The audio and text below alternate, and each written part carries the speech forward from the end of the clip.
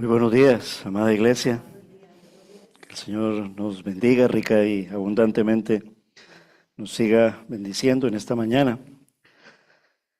Hoy, Dios mediante, hemos ya llegado al 9º capítulo de un libro que estamos escribiendo, basado en el lema de la iglesia.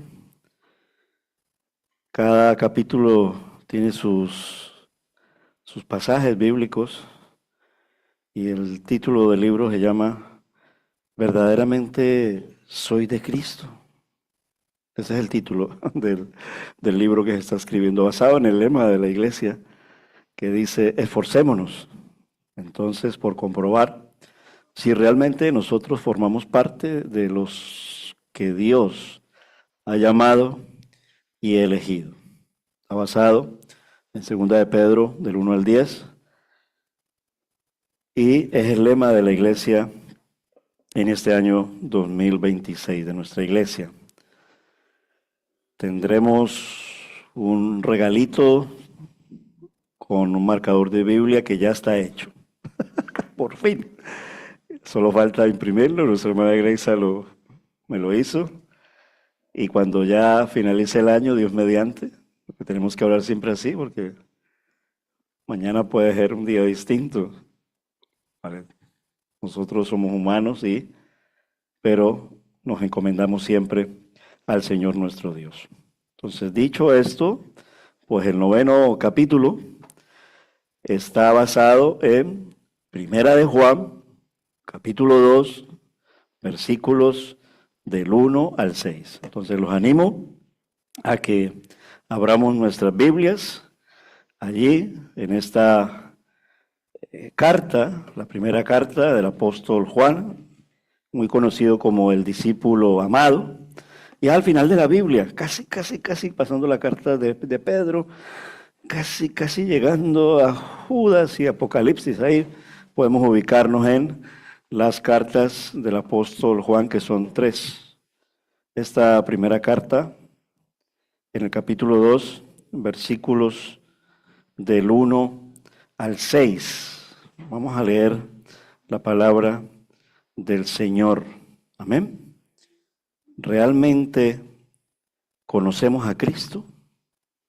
Ese es el título de este 9º capítulo.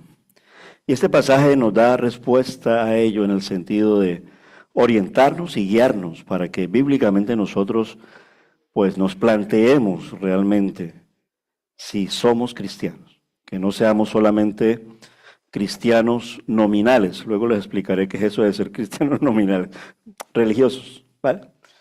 Ni tampoco de cuna, pero desde ya es bueno que nosotros nos cuestionemos, porque solemos decir cristianos nominales, religiosos, pues la iglesia ortodoxa, la iglesia católica, también se suele caer, y no sé en cuánta proporción, pero los mal llamados protestantes o los mejor llamados cristianos evangélicos podemos hacer de nuestra fe una religión, es decir, entonces no hay cristianismo de cuna, ¿vale? Que es lo que solemos muchas veces decir, no, yo nací en una iglesia, con una familia, desde pequeñita a mí me llevaban a la iglesia, y todo eso es verdad. Muchos tienen su encuentro personal con Jesús, pero otros tantos no.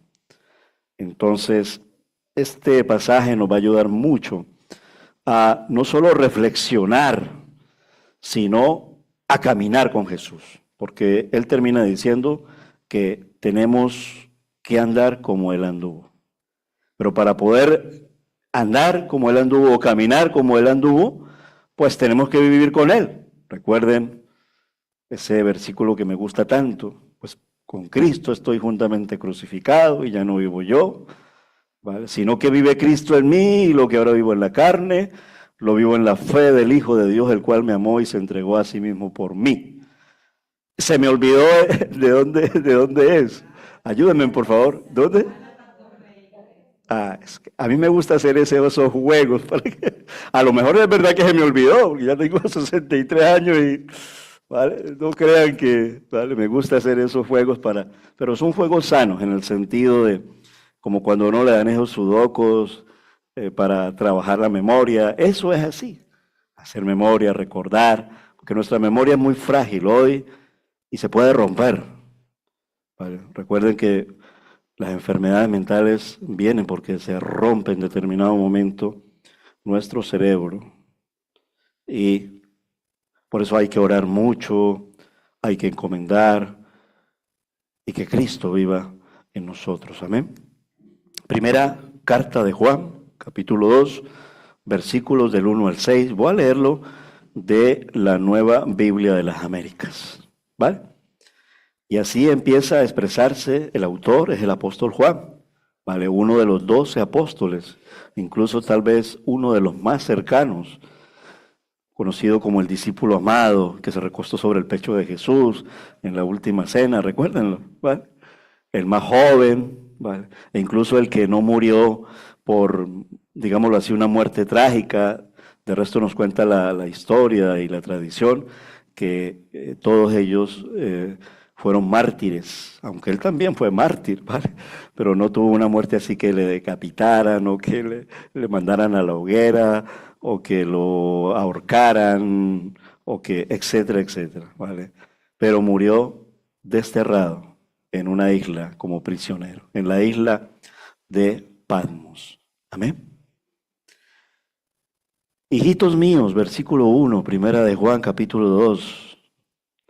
Les escribo estas cosas para que no pequen.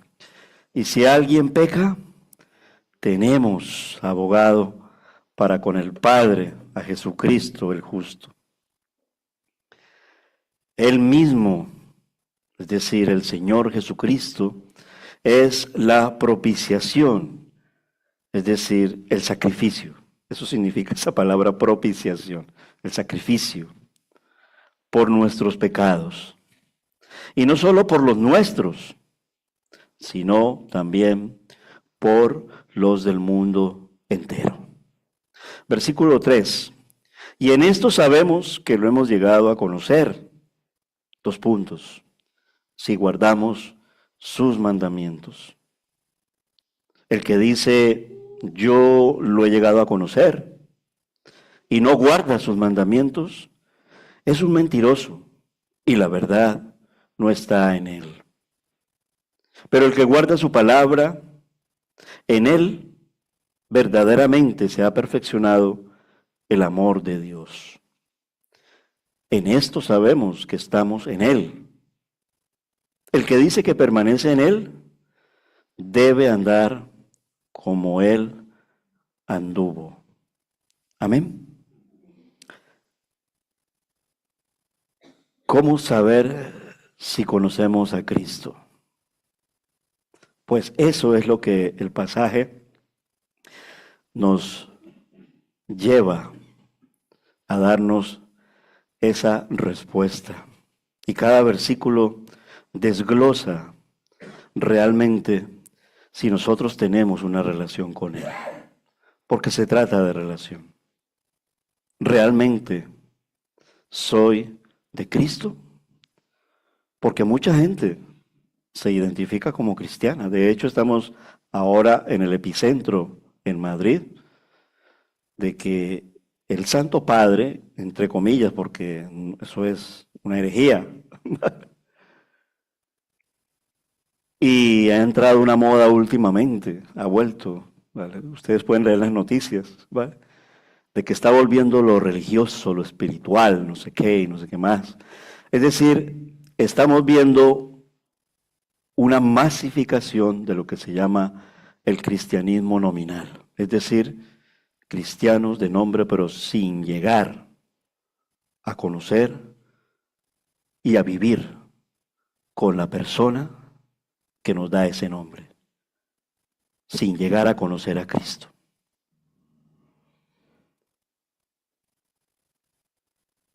El apóstol Juan nos da criterios claros para que nosotros, que ya tenemos el Espíritu Santo, porque así empieza hablando, hijitos, porque aquel que no es de él, pues no le va a conocer, pero nosotros, que ya somos sus hijos, que ya le conocemos, pero que a veces actuamos como si no fuéramos de Él, tengamos con el poder del Espíritu Santo en nuestras vidas la necesidad en la manera en que estamos viviendo, plantearnos diario, soy de Cristo. Y a mí mismo y delante del Señor, y entonces, ¿por qué estoy haciendo esto? Que yo sé que tal vez no le agrada al Señor. La verdadera relación con Cristo implica obediencia. No es solo un conocimiento de Él, intelectual, sino una relación viva que se expresa en acciones.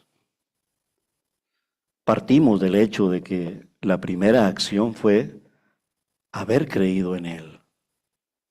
Y por eso ya el apóstol, en los versículos del 1 al 2, nos muestra los efectos de haber creído en Él. Uno es ser salvos de la condenación, porque todos habíamos sido condenados, ¿recuerden? Porque nosotros heredamos la condena del pecado original de Adán y Eva, es decir, nuestra sangre viene manchada. Pero Dios en su infinita misericordia proveyó no solo un camino, sino la persona de salvación en nuestras vidas, por la sangre de Jesús, el sacrificio perfecto.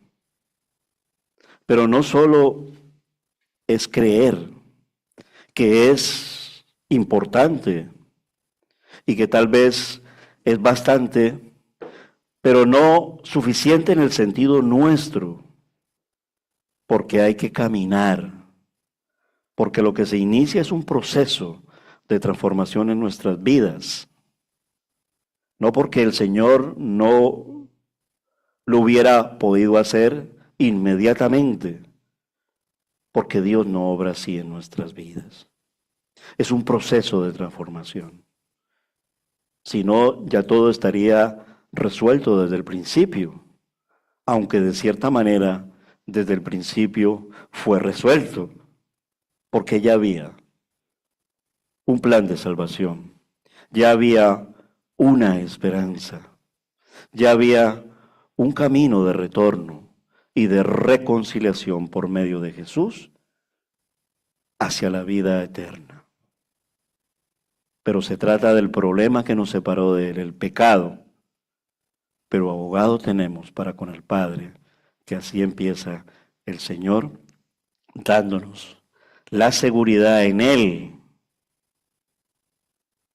del sacrificio perfecto, de la obra poderosa que el Señor hace, ha hecho y hará para todos aquellos que en Él creen. Porque no todos creerán, porque no todos le aceptarán, pero sí habrán unos cuantos, bastante cuantos, que han creído en Él, que están creyendo en Él y que creerán en Él. Solo Dios lo sabe. Pero nosotros tenemos no que caminar a ciegas, y aun cuando estamos enceguecidos por el pecado, el Señor nos ha limpiado para que nosotros recobremos de nuevo esta vista y ser purificados, es decir, ser santificados, ser santos como Él es santo. Conocer a Cristo incluye entender su voluntad y vivir conforme a ella. Cristo como centro. Él es quien manda.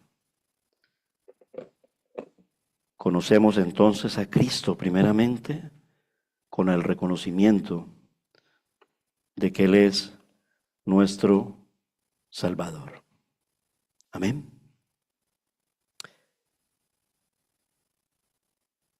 El segundo punto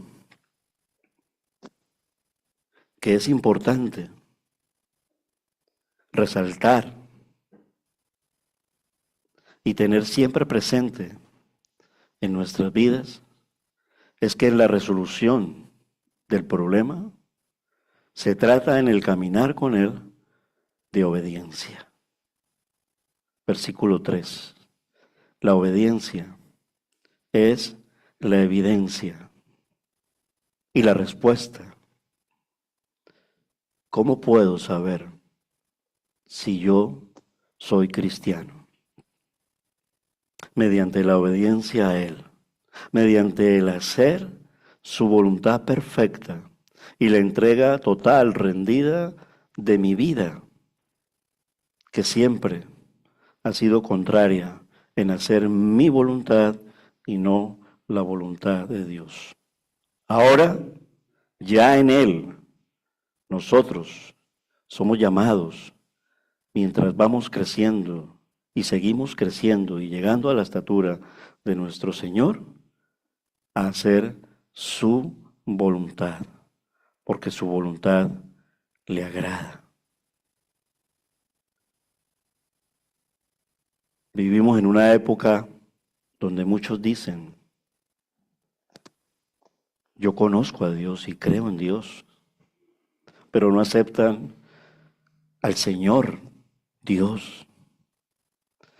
Tengo fe, pero mi fe depende. Realmente, la pregunta que plantea el apóstol y el desarrollo que da en esa pregunta a través del pasaje que está aquí en Primera de Juan capítulo 2 es, no es suficiente solamente con una declaración verbal. No basta con emociones religiosas. No basta incluso con asistir de una manera puntual a la iglesia. La gran pregunta es a través de la gran respuesta. Le obedezco y cuando le obedezco lo hago sabiendo y sintiendo de verdad que esto agrada a Él y también agrada a mi vida y da paz a mi vida y bendice y se beneficia a todos los que están alrededor de mi vida. Y los que están alrededor de mi vida, pues pueden ser mi primera familia, mi gran familia, estoy hablando en la sangre, el lugar donde nosotros vamos a trabajar y mayormente nuestra familia, la familia de la fe. Juan escribe esta carta para dar seguridad verdadera al creyente. ¿Cómo conocemos a Jesús? ¿Y qué efecto debe de producir no solamente el llegar a conocerle? Es decir, estoy caminando con Él como Él anduvo, si ni siquiera leo la Biblia. ¿Cómo entonces me puedo guiar para caminar con Él? Porque la Biblia habla de Él, de principio a fin, como Él es, el primero y el último, el principio y el fin, el alfa y la omega, el Señor Jesús, nuestro Dios, nuestro Salvador, nuestro Redentor, y quien en el momento perfecto será el juez que venga a juzgar a la humanidad entera. Pero Él, digámoslo así, en su primera parte de lo que se llama la vida de la salvación, y valga la redundancia, Él ha venido para salvar.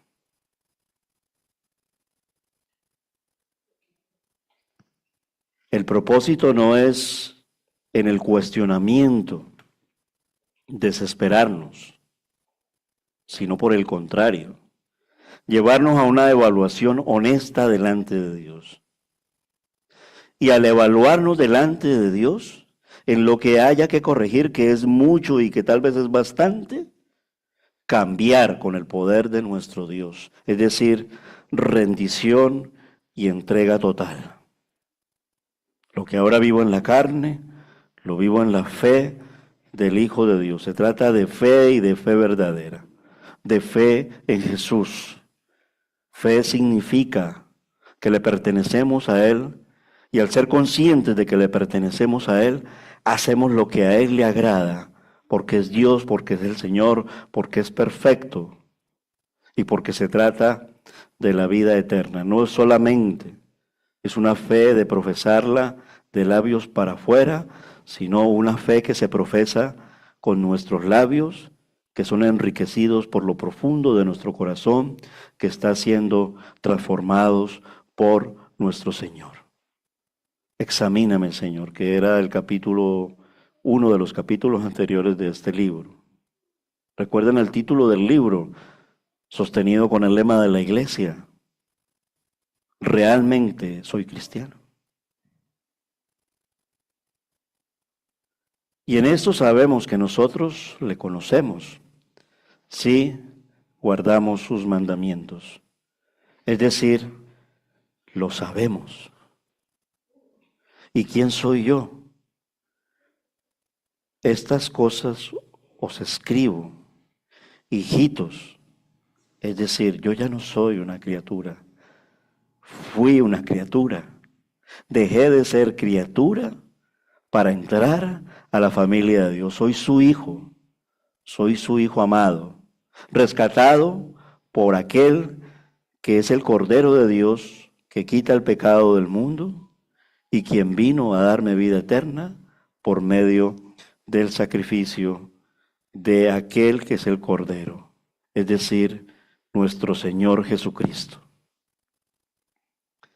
Lo sabemos y lo ampliamos mediante los 4 evangelios que están puestos por nuestro Dios para que nosotros podamos tener la seguridad de lo que Él ofrece es real, que esto no es algo esotérico, ni es una experiencia religiosa, ni es un momento de fervor emocional en la mal llamada fe, y me desvinculo y vuelvo mañana y vuelvo pasado mañana, o peor aún, en el año lo vivo, soy mejor cristiano de enero, de apárcame febrero porque llegaron los carnavales, y en la Navidad, aun cuando ahí hacemos cositas que son del Señor, pues doy más prioridad, etcétera, etcétera, etcétera, etcétera.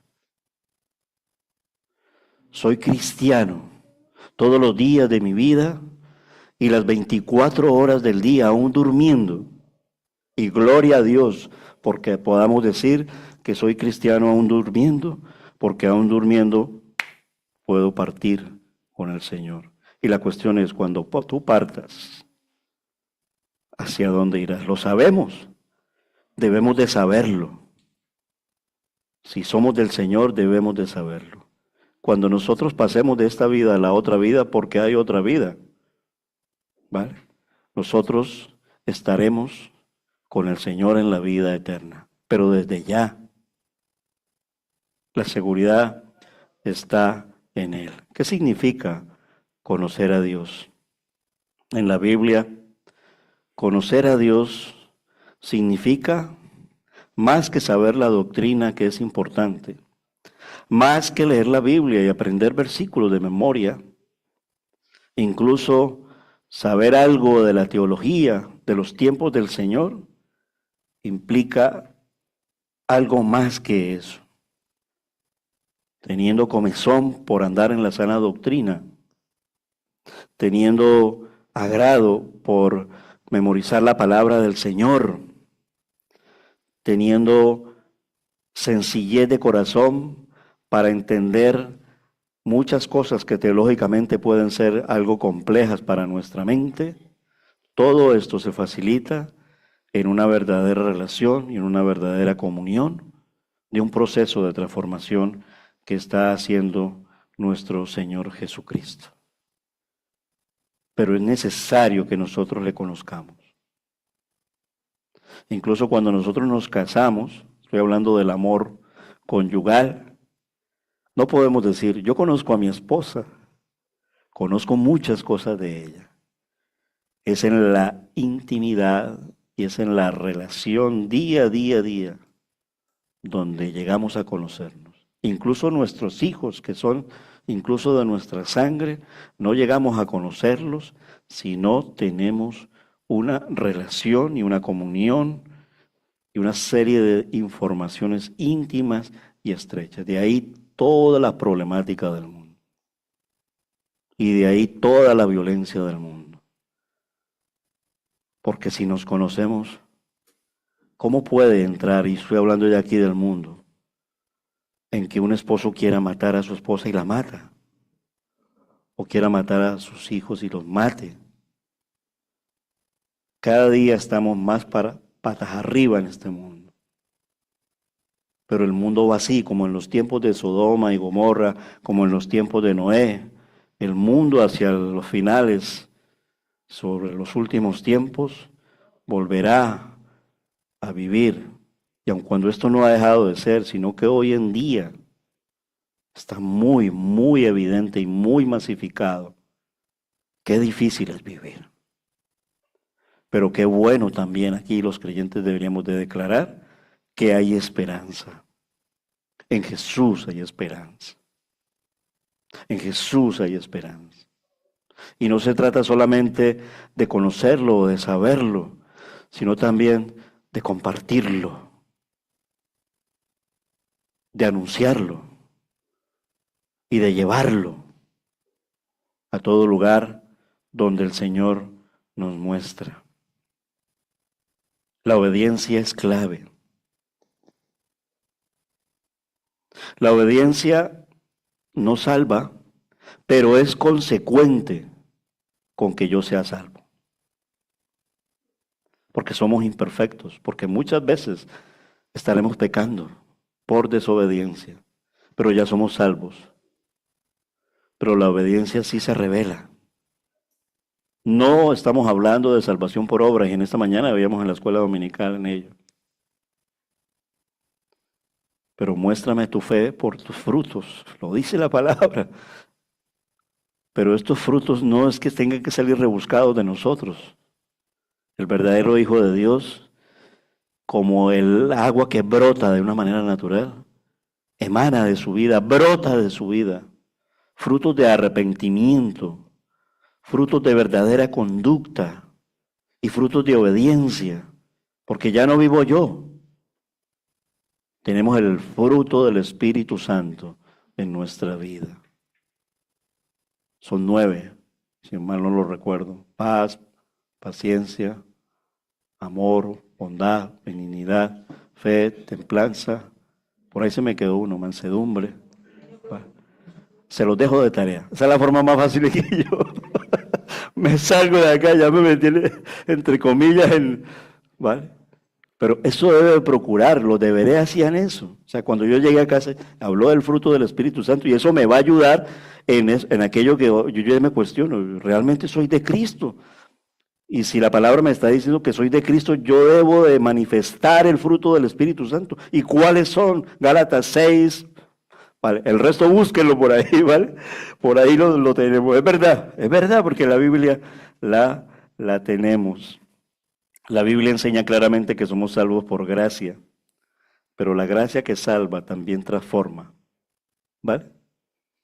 No es de parte de nosotros conformarnos y llevar una vida mediocre.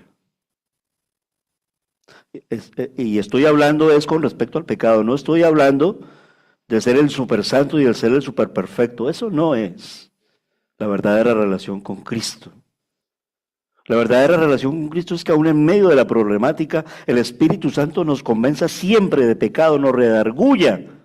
Y en el día a día nosotros tengamos la suficiente valentía de pedirle perdón al Señor, arrepentirnos y decirle, me humillo delante de ti, Señor, y cámbiame, porque me estoy haciendo daño a mí mismo primero y estoy haciendo daño hacia todos los demás, porque el pecado trae consecuencias y así nos perdona nuestro Dios. David fue perdonado, pero las consecuencias fueron terribles. Abraham fue perdonado, Pero las consecuencias fueron terribles y podrán preguntarse, ¿y en qué fueron las consecuencias de David? Pues investiguémoslo, vayan a ello, ¿vale?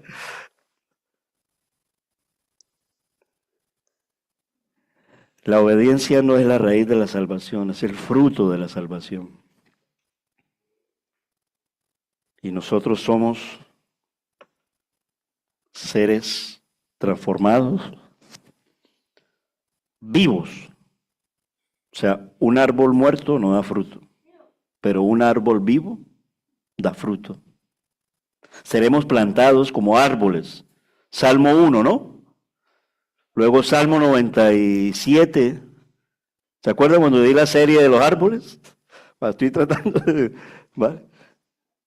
La cuestión es que nosotros tenemos que ser como árboles vivos, dando fruto, porque un corazón regenerado produce obediencia. Y podríamos preguntarnos, ¿y qué clase de obediencia? Ya que estamos hablando de que la obediencia es la evidencia, es ¿qué estoy haciendo yo con respecto al pecado que me asedia, que me tienta incluso y que a veces puede entrar de una manera sutil o peor aún, en muchas ocasiones de una manera descarada? Estoy ya tan enceguecido por el pecado que lo normalizo. Y puedo mencionar cosas exageradas, pero ocurren. Puedo estar casado y puedo tener otra mujer. La cultura de acá lo permite, entonces adecuo todo para que la cultura, e incluso me voy a esa cultura que lo adopte para yo poder justificar lo injustificable. Estoy hablando de un absurdo, ¿no? Posiblemente estoy hablando de un absurdo, pero la humanidad, y somos todos, es absurda, pero la humanidad es regenerada. Entonces deja de ser absurda porque esa humanidad la dignifica aquel que es digno. Él nos ha dado una nueva posición, nos ha hecho dignos sin merecerlo. Gloria a Dios. Es decir, una relación donde de nosotros tiene que fluir de una manera natural, no obligado a vivir algo de comunión. Me es imposible congregarme, no puedo, qué problema. Pero qué tan diferente es, deseo congregarme.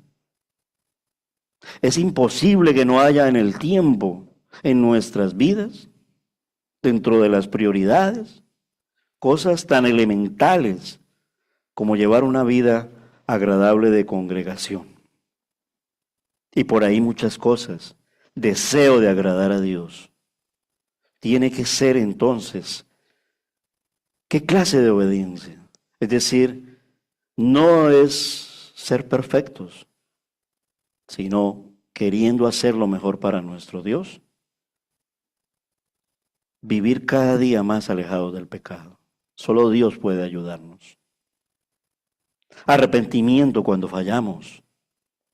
Examíname, señores, a diario. Ahí hubo un capítulo que estuvo basado en el Salmo 139. Cuando ya tengan el libro, Dios mediante.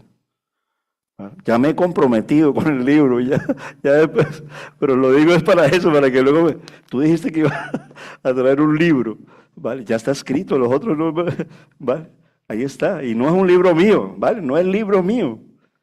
Es la Biblia misma sacada con varios pasajes con títulos tal, y entonces podemos tener, basado en el lema de la iglesia, es un libro.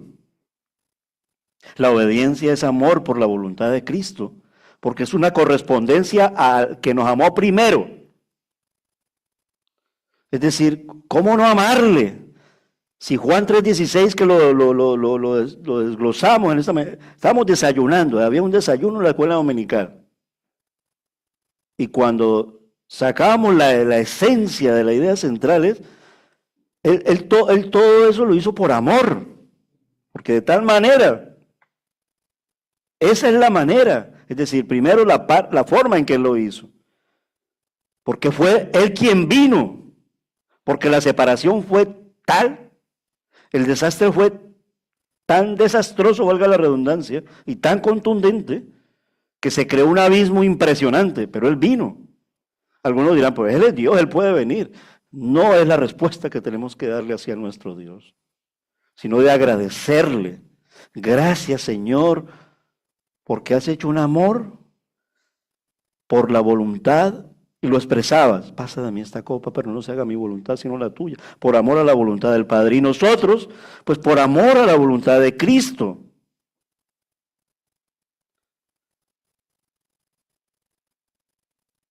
Y el versículo 4, en una sola frase, nos habla de una problemática. Porque es problemática. Y el mundo camina en ello tan panchamente y tan tranquilamente que le es suficiente. Hay una moda de la religión. Rosalía es muy religiosa. Y creerá, pero yo no sé en qué creerá. Y muchos de los gobernantes son muy religiosos. Y pondrán la Biblia ahí y jurarán. El diablo también se sabe la Biblia. Y la lleva en la mano también, porque así con esa palabra tentó al Señor Jesús en el desierto. Y así engañó a Eva.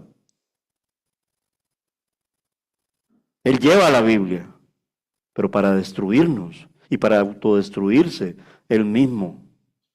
¿Cómo fue el engaño de Satanás? Por medio de la palabra, pero torcida. Para conocer a Jesús hay que comer palabra, hay que alimentarnos de su palabra. Él es el verbo, Él es la palabra.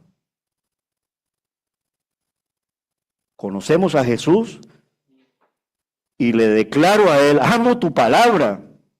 Y Él me dice, sí, obedéceme, guarda mis mandamientos. El que dice yo le conozco y no guarda sus mandamientos, dice ahí el versículo, dice aquí ya, mira cómo cambia la forma en que se expresa nuestro Dios. El tal es un mentiroso. Eso se llama cristianismo nominal.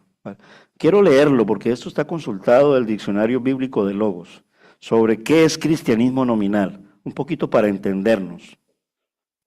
Y es lo que vive la mayoría de la gente que profesa. No son ateos, pero el ateísmo también es una religión, ¿vale? Con otro Dios. No es imposible que no haya una creencia. El ateísmo no existe. Se cree en algo, pero evidentemente no se cree en el verdadero Dios. El cristianismo nominal es la condición de aquellas personas, dice el diccionario bíblico de Logos, que se identifican como cristianas únicamente de nombre o por herencia cultural. Por eso cuando decimos yo soy cristiano de cuna, eso es cristianismo nominal. La cuestión es, ¿has tenido un verdadero encuentro y personal con Cristo? Entonces ahí ya hablamos de otra cosa. Cristianas únicamente de nombre o por herencia cultural. Yo soy cristiano porque vivo en Occidente y la mayoría de los que vivimos en Occidente pues son países que vienen de tradiciones en religión católica, ortodoxas, pero son cristianas. Incluso, yo no sé si en las estadísticas, a mí me da que Estados Unidos la mayoría más bien son mormones, porque son potentes. Y el mormonismo no es que sea incluso una religión, sino una secta y una secta muy grande. Y tienen una Biblia más torcida, como la tuerce el diablo, y un profeta que no es bíblico.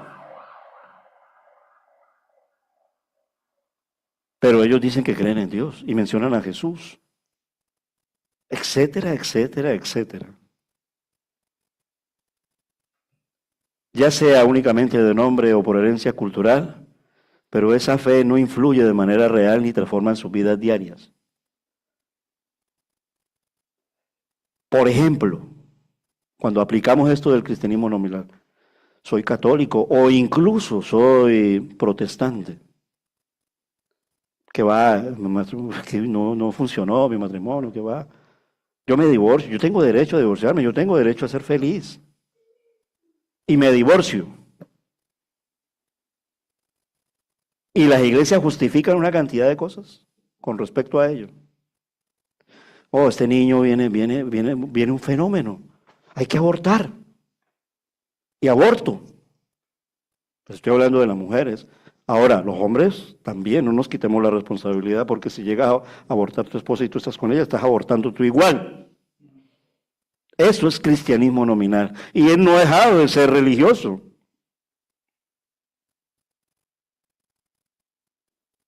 Y muchas cosas que no son agradables a los ojos de nuestro Dios. El término proviene del latín nominalis, dice el diccionario bíblico de Logos, que significa relativo al nombre, lo que define a alguien que posee el título de una religión sin experimentar su realidad práctica. Ahora está el Papa, hay muchos ahí. Ahora, ojo con esto, no estoy diciendo que hayan católicos que de verdad sean, pero en las estadísticas, ¿verdad? Ni se enteran realmente quién es el Señor, porque hay una hipocresía en cuanto a la jerarquía. Realmente, a lo mejor me meto en un lío, pero no son cristianos porque la Virgen María está por encima de Cristo. Entonces ellos deberían ser más bien marianistas. ¿Ven? Y yo sé que no estoy cometiendo un error doctrinal en ello. Pero esto no significa también el autoexamen a nosotros como cristianos.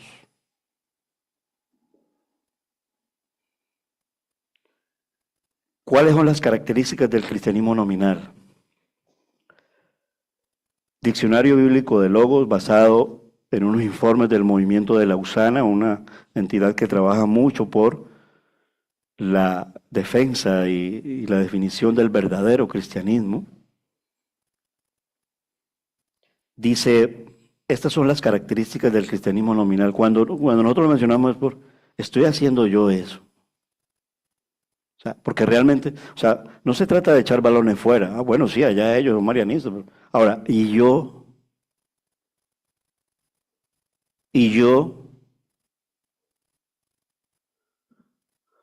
ojo, podemos pecar, pero abogados tenemos para con el Padre. Caí en adulterio y a lo mejor quedó embarazada la aventura o qué sé yo. ¿Cómo lo vas a solucionar? Con Cristo. Versículos 1 y 2. Abogado tenemos con el Padre, con arrepentimiento y obedeciendo su voluntad, aun cuando haya metido la pata hasta el fondo. Porque todo tiene solución. Pero todo tiene solución en el sentido del arrepentimiento. En Cristo. Hasta la muerte tiene solución. En Cristo. Esa es la clave, ese es el centro. Se consideran cristianos cuando hay identidad cultural, por tradición familiar, origen geográfico o conveniencia social. Mi mamá me llevó y me bautizó, me echaron agua. Ya soy cristiano. Tengo que hacer el ta, ta, ta, ta, ta, ta, ta. Mi papá es pastor, yo tengo que ir a la iglesia. Pero bueno, yo no creo mucho en ello, pero yo que me voy a poner a pelear con mi papá y con mi mamá. Cuando ya tenga 18 años, dejo de ser evangélico y me voy y ya, y le digo, papá, yo creo, pero a mi manera, etcétera, etcétera, etcétera. La cuestión es, dentro de las características del cristianismo nominal, relación distante. ¿Con quién? Pues evidentemente con Jesús. Reconocen la existencia de Dios y respetan los valores religiosos, pero carecen de una relación devocional íntima. Incluso la mayoría. Y ojo que ahí caemos los protestantes, católicos ortodoxos. La mayoría, porque hay buenos católicos en el sentido de vivir la fe, ¿vale? Pero la mayoría. ¿Tú crees en Dios? Sí.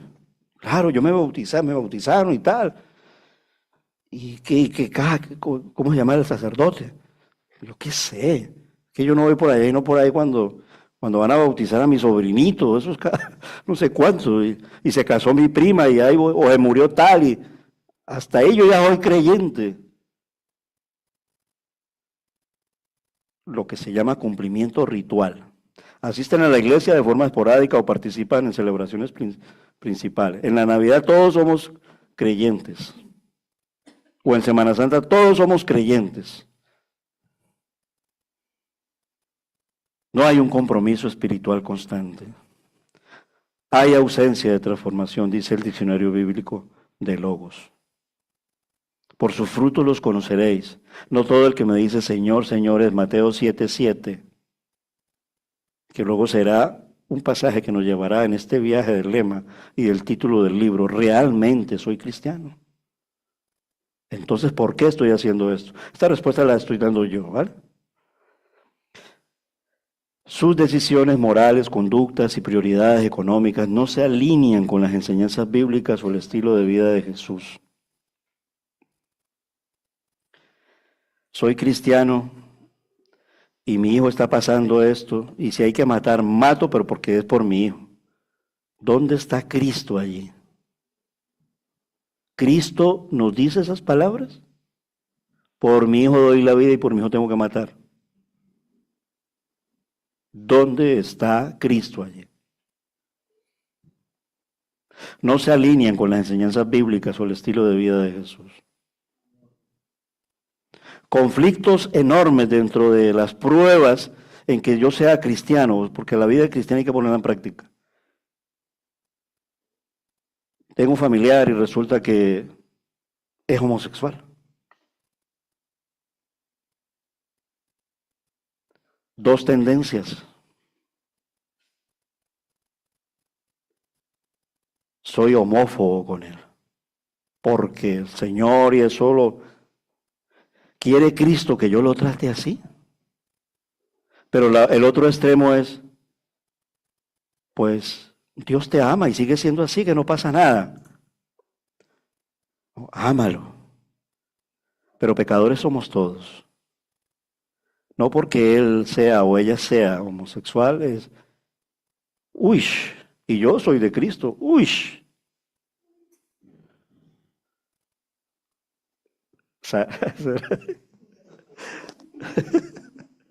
Qué linda, Sara. Falta de arrepentimiento. Tratémoslos como Jesús los trataría. ¿Vale? Y para poder tratarlos como Jesús los trataría, hay que leer la Biblia, hay que orar, hay que tener comunión, hay que vivir la fe día a día.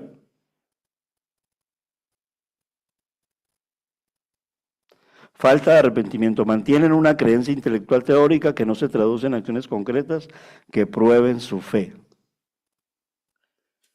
Causas principales del nominalismo, de acuerdo al diccionario bíblico de Logos. Se produce por diferentes factores.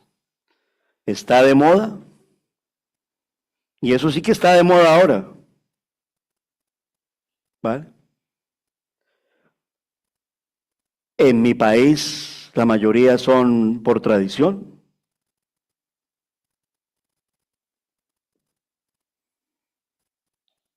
Hay confusión entre moralidad y fe. Existe la falta suposición de que ser una buena persona o cumplir con ciertos estándares cívicos equivale a seguir a Cristo. Soy buena persona. Entonces, en cierta manera, yo cumplo lo que Cristo promete. Pero eso es mi pensamiento, esa es mi idea. Es decir, no vale ser buena persona. Pero tampoco vale que yo, siendo de Cristo, sea un odioso con las personas. Porque muchas veces pueden ocurrir situaciones desagradables. Hermano, ayúdeme, que es que necesita trabajo. Y ella va a tu iglesia, sí, la hermana. Oh, pero es que mira, tuve dos trabajadores mejor dicho, no me robaron porque no sé si esté exagerando con esta muestra. La cuestión es profundizar en nuestra autenticidad integral de que soy de Cristo. No perfectos. Ojo. Ahora, el mundo también es implacable contra nosotros. ¿Cómo equilibramos todo esto? Cristo. Porque también muchas veces somos perseguidos. Y muchas. y no amados por ser de Cristo. Pero esto no da derecho a que yo renuncie a Cristo. Señor, que va así, no recibo sino palos y palos y palos y palos. Vale la pena Cristo. Pase lo que pase. Cristianismo nominal. ¿Cómo corregir un poco dentro de elementos de pronto primarios de intentar? La falta de discipulado conduce al cristianismo nominal y muchas veces no porque la iglesia no lo provea. Una iglesia como la nuestra que es tan pequeña y que provee el recurso de los discipulados en la iglesia son asistidos muy raquíticamente. Y si nos diéramos cuenta de lo importante que es, porque ahí se trabaja eso. Soy de Cristo. Y en todos los aspectos, bautismo, vivir, formación bíblica, escuela dominical. En esto sabemos que somos de Cristo. Y entonces yo me pregunto, aun cuando no, quiero que me entiendan también, porque luego dicen, no, pero Ricardo no entiende todas las dificultades, sino a lo que nos referimos, porque no lo hablo solamente por la iglesia, sino que lo hablamos en un ambiente general. La asistencia a los cultos de oración y la escuela dominical son muy pobres. Ahora, examinémonos de verdad. Ahora, cuando me examino de verdad, no, es que yo vivo muy lejos y tal, y de verdad que yo siento paz. Pero cuando nos examinamos de verdad y digo, sí, es que estoy frío, de verdad. ¿Y qué me quedo haciendo? No, pues me veo la televisión de 10 a 10 y 45 y a las 11 en punto me voy para la iglesia y resulta que me pilló el tiempo y estoy llegando aquí a las 11 y 10 al culto. Son muestras nomás de examinarnos a nosotros en el sentido de la prioridad de nuestro Dios. Conocer a Cristo se demuestra guardando sus mandamientos. La hipocresía del cristianismo nominal o de caminar en la religión no es vivir con Cristo, ni mucho menos conocerle. El versículo 5 da respuesta a la problemática del cristianismo nominal. El amor de Dios perfeccionado en el que guarda su palabra. Guardar la palabra de Cristo es expresión de amor y la forma en que el amor de Dios se madura en nosotros. Es decir, ser de Cristo implica crecer en Cristo. Cuando nos examinamos. Yo empecé en el Señor hace 30 años y en el primer año, siendo del Señor, porque yo no dudé de mi entrega, pero como yo no era muy asistente a las iglesias, yo no iba sino los domingos. Y mi esposa me decía, es importante ir a la oración. Tenía tal vez un añito de cristiano. Suficiente es con que yo ya creí y que yo estoy yendo a la iglesia el domingo. Déjame tranquilo. Así era yo. Para vergüenza mía. Pero hoy, pasados 30 años, a veces es malo por eso lo mismo, pero no me gusta tampoco coger, ¿vale? Es decir, en el examen, ¿cómo soy cuando tenía un añito? ¿Cómo soy cuando tengo 5 años? ¿Cómo soy cuando tengo 15 años? Y esto es biológico normal. Gabriel, que lo conocí desde pequeño, es el mismo Gabriel, pero ha crecido. Está muy alto, ha crecido en su conocimiento, se está formando. Me sorprende en el sentido de la fe. A eso nos vamos con el crecimiento, no perfectos. Es decir, tengamos siempre el planteamiento de, hay que cambiar, hermanos. Pero hay que cambiar para agradar al Señor. Y hay que cambiar porque no conviene. Bendice. Bendice a mi vida y bendice a la vida de los demás. Y dentro del cambio, permanecer en Cristo. Vivir como Jesús vivió. Versículos 5 al 6. Permanecer en Cristo no es solo una idea, sino algo más que un estilo de vida. Es decir, algo real.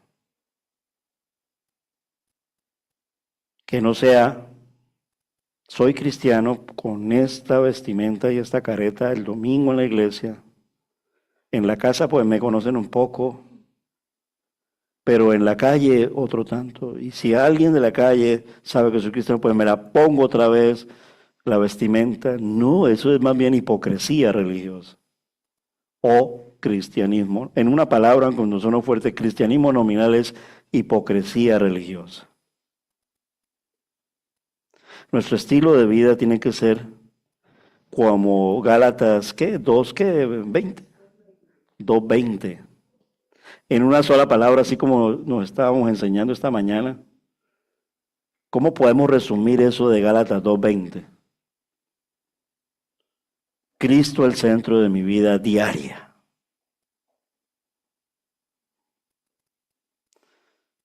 Y mi vida diaria tiene que ser caminar en amor, caminar en humildad. Mientras voy caminando, voy creciendo. Y en lo posible caminar de la mano de los míos, de mi esposa, de mis hijos, sean pequeños, sean grandes, nunca abandonarlos. Nunca abandonarlos, porque tenemos una responsabilidad. Dios nos ha dado familias, y cuanto más testificarles a ellos, no obligarles, porque tal vez a algunos duele decirlo, no querrán, solo Dios lo sabe. Pero en el hecho de no querrán, seguir orando, seguir clamando, seguir testificando.